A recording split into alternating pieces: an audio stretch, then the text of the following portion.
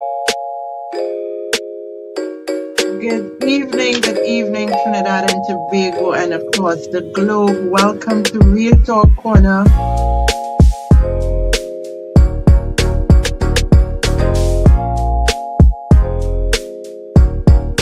Hadassa, how are you? Hi, I am fine, thank you. How are you, Esther?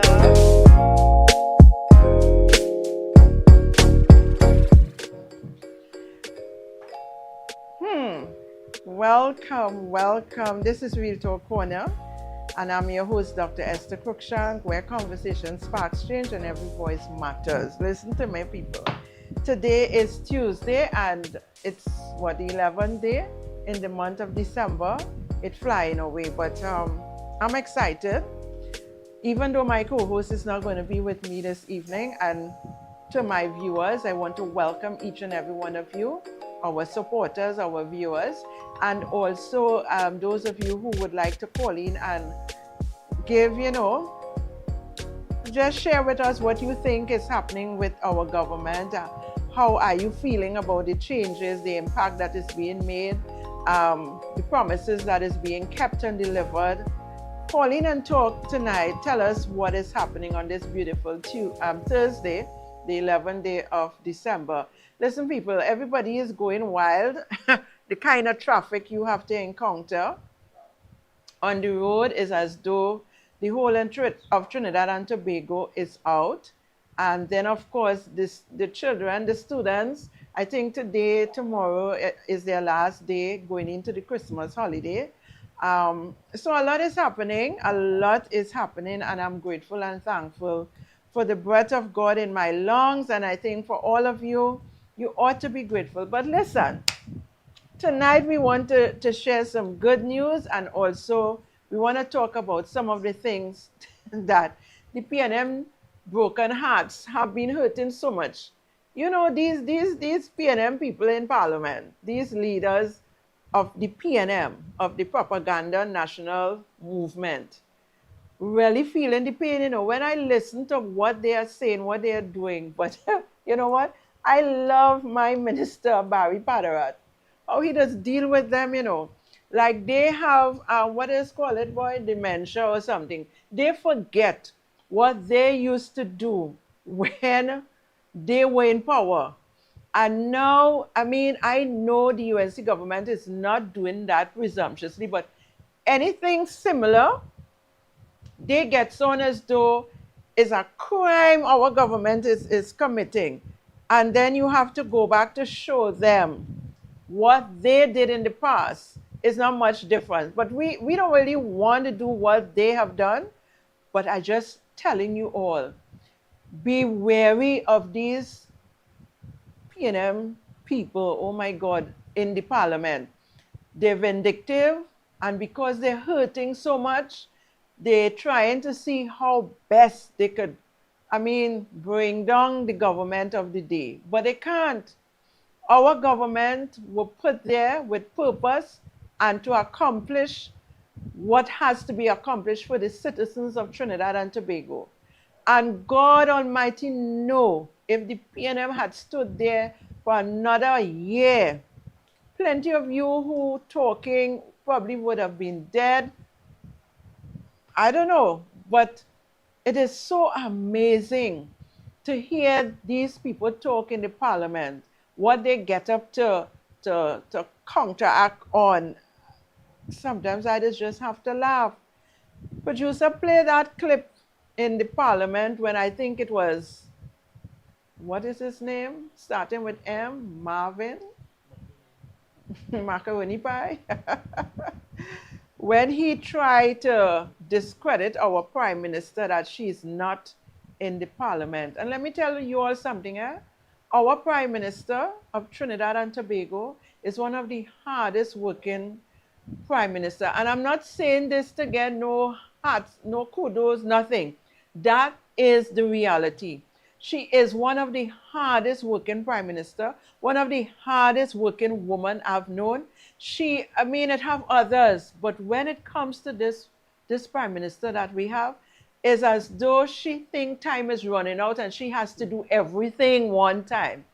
but she gets the job done. And I am appreciative of how this woman, our Honorable Prime Minister, the one and only Mrs. Kamala Prasad Bisesa, SC MP, is working on behalf of our nation. She don't have to do it, but she does it. And I mean, Madam Prime Minister, if nobody else would tell you, I am telling you. I am so appreciative because it's when you in the pot, you feel the heat and you get to know of the things that is happening. And yes, she has a team of ministers that work with her to get the job done. But I can only imagine how, she is not unstoppable. And for who? Not for herself, not for her family, but for the citizens of Trinidad and Tobago. And if you all would take some time to just sit down and evaluate the things that has happened, the changes that has taken place in this country, from the time we came into power, the UNC came into power, or to say in government, a little over 7 months ago, we cannot start to imagine the things that has been done. And here what? It's not, you all can't eat macaroni pie anymore. You all have to tighten your belt. You all have to, eat provision, forget the other niceties that you want to eat. It's not those kind of things. It is for you to be able to eat the macaroni pie and the chicken and the pork and the ham. It is for you to be able to eat what your heart desire, that you're feeling to eat once it's healthy for you. It's for you to be able to relax and not be stressed out. And even if things are not happening the way that you expect it to happen yet, still wait. Don't murmur, be still. God is in control. And with our Prime Minister, it is going to happen. So tonight, producer, put on the first script for me. It's the one that the PNM feel all of us stupid, but thank God for social media and everything else. So we can go back to when they were doing the nonsense, especially Stuart Young, who feel he can intimidate our Prime Minister or the ministers in the cabinet, as the case may be. We are not intimidated by PNM, None of them are intimidated by you all, Stuart Young. None. Let's hear that clip. Let's see it and hear it. I draw to your attention, Mr. Speaker, that we have Prime Minister's question, and the Prime Minister is not in the chamber to answer questions and to account on behalf of the government of Trinidad and Tobago. Let me hear both sides. Leader of Government Business. Mr. Speaker, I did give notice to the Honourable Chair earlier that we were asking for Prime Minister's questions to stand down for later in today's proceedings. I want to remind my colleague from Aruka Lupino that while in government, several instances the opposition agreed to have Prime Minister's questions stand down later in the proceedings. So this is no deviation from the practice of this House, Mr. Speaker. And the Prime Minister will be here shortly to answer the questions. She was at another event earlier and she is prepared to answer today's questions. So it is disingenuous of my colleague opposite, knowing fully well that when they were in government, that this occurred on several occasions. Mr. Speaker, no amount of screaming and carrying on by the member for Couva South changes the standing orders. Also, to try and mislead not only those in the chamber who are visitors, but also those who may be looking on. This was not invoked on several occasions, and on occasions when it was attempted to be invoked by previous houses and previous parliaments, there was put to a vote as to whether it could happen or not. Madam Speaker, may I ask for a deferral of the next item on the order paper? What is that? I expect the Prime Minister to arrive imminently. Honourable members, the item Prime Minister's questions will be deferred until after the item of questions. Prime Minister's questions. Honourable members, leave having been sought and obtained on the 7th of June 2019 for the absence of the Prime Minister from the 7th to the 11th of June 2019. This item shall be considered at the next sitting of the House. Prime Minister's questions, urgent questions. The member for Naparima. Madam Speaker, just on a point of clarification as it relates to Standing Order 26, Prime Minister's question. In relation to this exercise, this is a very important exercise and it is clearly spelled out.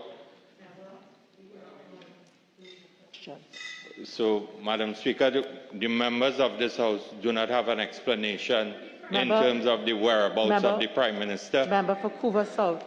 As I say, we are on urgent questions. On occasions when it was attempted to be invoked by previous houses and previous parliaments, there was put to a vote as to whether it could happen or not. What we are witnessing, Mr. Speaker, is an obvious attempt by the Prime Minister to get more time to answer questions. Thank you, Mr. Speaker.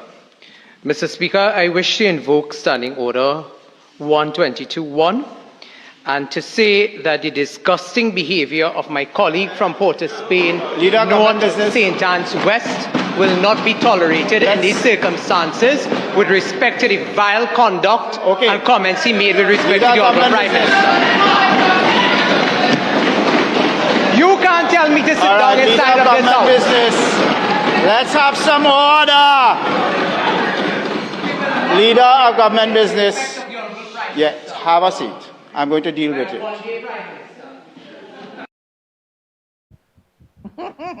Now, listen. You all see it for yourself. The review.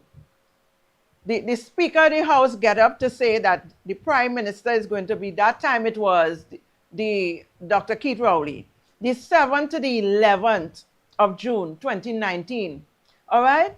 And Stuart Young fast and out of place talking about the Prime Minister waiting, trying to get more attempt to have more time. Listen, our Prime Minister don't have to attempt to get more time. The woman brilliant. Put you and all your clowns behind you. She more brilliant than every one of you put together. She don't need more time to answer no question. She don't need more time to show Trinidad and Tobago how she's working on their behalf. But you all are so disingenuous. You all think that we forget how many times, and watch me, the Speaker get up when Colm Imbert talk about deferring the questions until later on for the Prime Minister. You all just forget. You all have dementia or something. All you forget how all you used to do it. And our Prime Minister ain't running from answering no question. She's ready for you all. She's capable and able and ready to answer any question you all come with. Because any question all you come with and none is the same as far as I am concerned. All you're just ridiculous. And you all need to get out of the Parliament. If all you can't sit down, shut up, listen and learn, all you need to probably get out of the Parliament because you're serving no purpose PNM. No purpose at all. Propaganda and mischief. That is all you all serving. You're doing nothing for the country. I mean, at least I hear they supported the bill. One of the bill. We'll talk about that just now. But when it comes to our Prime Minister, she is not attempting to get more time to answer nothing. She is on top of the game. She knows what she's about and she has been doing it successfully. If you all don't know, successfully. You hear me? So, go so, Stuart Young. And I love how our Minister Padera dealt with them. They're out of place, they're out of order, and out of timing. That's all they're about, looking for something to say in the negative. But so long, we know better. We know better. You all can't pretend to do better. I am so sad for you people in the opposition. You understand? I think you all need to go on a retreat and start planning as to how to work together with this government. Because all you can't win, you know, all you're winning with all your lies and deception. All you can't win. All you just can't win. Yeah? You want to run that again for me, producer? Run that again. Let the people who view Real Talk Corner see for themselves and hear for themselves. Because they are a bunch of hypocrites. They draw want to your people attention, Mr. to Speaker, believe and think that we have Prime otherwise. Minister's question, and the Prime Minister is not in the chamber to answer questions and to account on behalf of the government of Trinidad and Tobago. Let me hear both sides. Leader of Government Business. Mr. Speaker, I did give notice to the Honourable Chair earlier that we were asking for Prime Minister's questions to stand down for later in today's proceedings. I want to remind my colleague from Aruka Lupino that while in government, several instances the opposition agreed to have Prime Minister's questions stand down later in the proceedings. So this is no deviation from the practice of this House, Mr. Speaker. And the Prime Minister will be here shortly to answer the questions. She was at another event earlier and she is prepared to answer today's questions. So it is disingenuous of my colleague opposite, knowing fully well that when they were in government, that this occurred on several occasions. Mr. Speaker, no amount of screaming and carrying on by the member for Couva South changes the standing orders. Also, to try and mislead not only those in the chamber who are visitors, but also those who may be looking on. This was not invoked on several occasions, and on occasions when it was attempted to be invoked by previous houses and previous parliaments, there was